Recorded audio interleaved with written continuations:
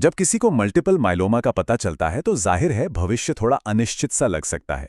लेकिन एक अच्छी बात यह है कि इसके इलाज का एक साफ रास्ता है, एक सफ़र है, और आज हम उसी सफ़र को स्टेप बाय स्टेप समझने वाले हैं। तो एक लंबे चलने वाले कैंसर ट्रीटमेंट का प्लान आखिर दिखता कैसा है?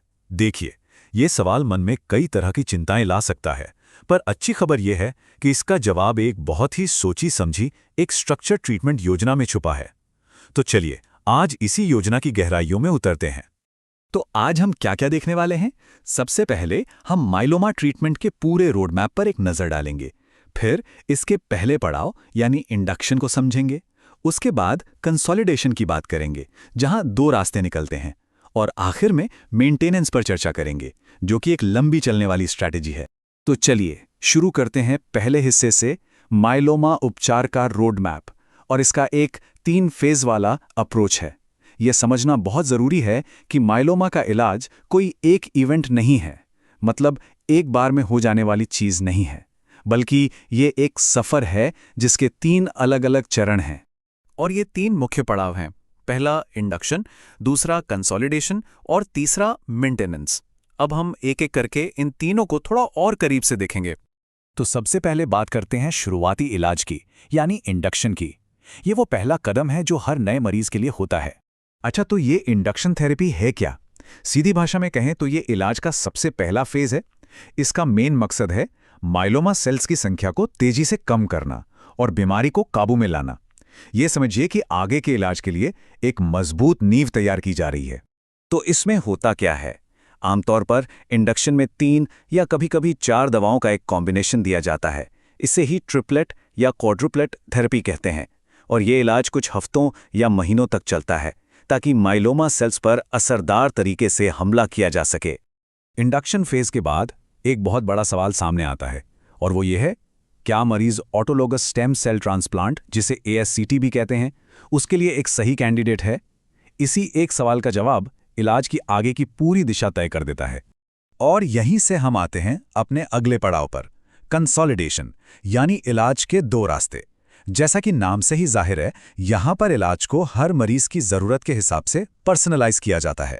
यही तय होता है कि मरीज स्टेम सेल ट्रांसप्लांट के रास्ते पर जाएगा या फिर किसी और रास्ते पर। तो यहाँ पे 2 बिल्कुल अलग-अलग रास्ते खुल जाते हैं। एक तरफ हैं वो मरीज जो ASCT के लिए कैंडिडेट हैं। इनके लिए रास्ते में स्टेम सेल कलेक्शन और फिर ट्रांसप्लांट शामिल है। दूसरी तरफ वो हैं जो ASCT कैंडिडेट नहीं हैं। उनके लिए जो इंडक्शन थेरेपी चल रही थी वही आगे भी जारी रहती है। अच्छा, तो जो लोग ट्रांसप्लांट के लिए एलिजिबल होते हैं, उनके लिए प्रोसेस कैसा होता है? इसमें 3 स्टेप्स होते हैं। सबसे पहले मरीज के शरीर से ही हेल्दी स्टेम सेल्स को कलेक्ट किया जाता है। फिर हाई डोज कीमोथेरेपी देने के बाद इन्हीं सेल्स को वापस शरीर में डाल दिया जाता है। इसी को ऑटोलॉगस स्टेम सेल ट्रांसप्लांट कहते हैं। और हाँ, ज़रूरत पड़ने पर इसके बाद भी इलाज के कुछ और साइकिल्स दिए जा सकते हैं। और उन मरीजों के लिए क्या जो ट्रांसप्लांट के लिए योग्य नहीं है? उनके लिए इलाज का रास्ता काफ़ी सीधा है। वो बस अपने इंडक्शन थेरेपी को ही आगे जारी रखते हैं। शुरुआती और इंटेंसिव इलाज के बाद अब हम सफ़र के आखिरी और सबसे लंबे पड़ाव में आते हैं, मेंटेनेंस। ये एक लॉन्ग टर्म स्ट्रैटेजी है। तो ये मेंटेनेंस थेरेपी क्या है? ये इंडक्शन और कंसोलिडेशन के बाद दी जाने वाली एक लगातार चलने वाली लेकिन कम इंटेंसिटी वाली थेरेपी है। इसका एक ही मकसद है, माइलोमा को वापस आने से रोकना, यानी बीमारी को लंबे समय तक रिमिशन में रखना। इसे आप एक मैराथन की तरह समझ सकते हैं, स्प्रिंट नहीं। और मेंटेनेंस के लिए जो स्टैंडर्ड दवा इस्तेमाल होती है वो है सिंगल एजेंट रेवलिमिड। ये एक ऐसी दवा है जिसे लगातार लेना होता है ताकि बीमारी काबू में रहे। लेकिन ऐसा नहीं है कि मेंटेनेंस थेरेपी सबके लिए एक जैसी हो।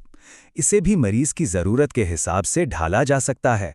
जैसे अगर किसी में हाई रिस्क मार्कर्स हैं तो कुछ और दवाएं जोड़ी जा सकती हैं, या अगर रेवलिमिड के साइड इफ़ेक्ट्स ज़्यादा हैं तो उसकी जगह कोई और दवा जैसे प्रोटियोसोम इनहिबिटर्स इस्तेमाल की जा सकती है। और हाँ, साइड इफ़ेक्ट्स को मैनेज करने के लिए डोज को कम या ज़्यादा करना भी एक ऑप्शन है। अब यहाँ एक बहुत ज़रूरी बात आती है, फ़ायदे और नुकसान के बीच संतुलन बनाने की। एक तरफ मेंटेनेंस थेरेपी रिमिशन के समय को बढ़ाती है और ओवरऑल सर्वाइवल को भी बेहतर करती है, लेकिन दूसरी तरफ इसके कुछ साइड इफ़ेक्ट्स भी होते हैं जिन्हें मैनेज करने की ज़रूरत पड़ती है। इसीलिए ये एक ऐसी चर्चा है जो हर मरीज को अपनी मेडिकल टीम के साथ जरूर करनी चाहिए।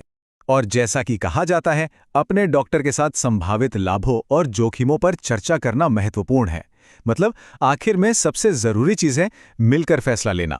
अपनी हेल्थ केयर टीम से खुलकर बात करने से ही ये पक्का होता है कि जो इलाज चुना गया है वो मरीज की व्यक्तिगत जरूरतों के हिसाब से सबसे सही है। तो आज की बातचीत से मुख्य बातें क्या निकलकर आती हैं? पहली बात, माइलोमा का इलाज एक स्ट्रक्चर्ड, कई फेज वाला रोड मैप है। दूसरी बात, ये प्लान पर्सनलाइज्ड होता है, खासकर इंडक्शन फेज के बाद। तीसरी, मेंटेनेंस थेरेपी एक लॉन्ग टर्म स्ट्रैटेजी है जिससे रिमिशन को लंबा किया जा सके। और सबसे जरूरी, हर कदम पर अपनी हेल्थ केयर टीम के साथ खुली और ईमानदार बातचीत बहुत बहुत जरूरी है। और ये पूरी चर्चा हमें एक बहुत ही दिलचस्प सवाल पर लाकर छोड़ देती है। सवाल ये है कि अगर बीमारी कंट्रोल में है तो आखिर इलाज कब बंद होता है? ये एक ऐसा सवाल है जिसका जवाब साइंस अभी भी ढूंढ रहा है, और जो हमें बताता है कि भविष्य में हमें शायद और भी बेहतर और पर्सनलाइज्ड ट्रीटमेंट स्ट्रैटेजीज देखने को मिले।